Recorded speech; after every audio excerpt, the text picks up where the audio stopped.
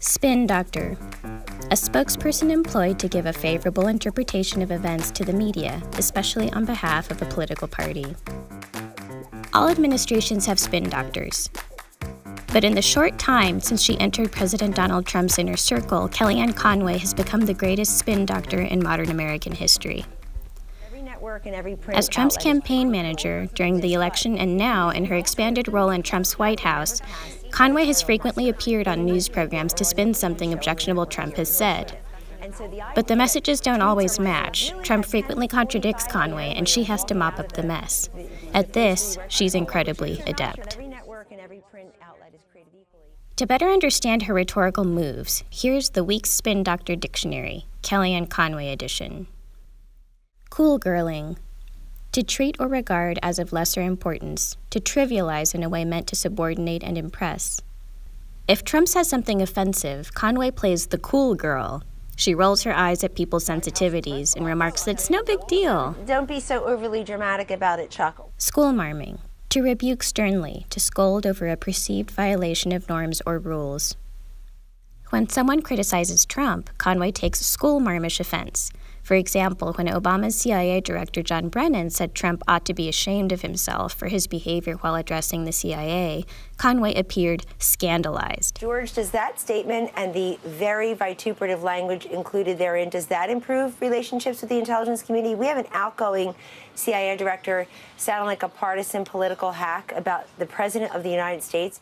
Ice queening. To exude distant unfriendliness, to act cool, typically with distaste. While Conway is typically garrulous and warm, she will, on certain occasions, act angry or stern. I'm sorry? Will Donald Trump release anything from the IRS proving that he's under audit? I don't know. Why? In other words, why are you calling him a liar? Well, we're taking his word for it. Are you calling him a liar? Conway ice-queened when CNN's Jake Tapper questioned whether Trump retweeting 16-year-old boys and insisting he'd won the popular vote he clearly lost was presidential behavior. Really presidential behavior? Well, he's the president-elect, so that's presidential behavior, yes. Just because a president does something doesn't make it presidential. Yes, I wasn't saying otherwise, but the fact is... You're so mean. Used in desperate moments to express dismay and feelings of hurt. On other occasions, Conway will simply accuse interviewers trying to get her to answer a question of badgering her. What I heard him say is... Yes or no, that, Kellyanne? I don't recall, but why are you badgering me? I'm not badgering you. I'm trying to get a straight answer from you, and then you can go on and answer the question. You're not answering They answered my question directly, and when they veered off course, I told them to get back on. You didn't ask them a factual question about the speech like that. But but you didn't hear him say that. Mothersplaining. To explain someone's behavior in an indulgent manner, as if you were their mother.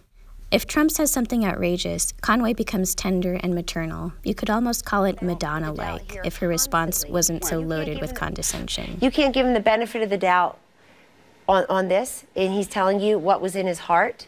You always want to go by what's come out of his mouth rather than look at what's in his heart. Agenda Madlibs. Noun. A diversion that changes the topic of conversation to a more favorable one.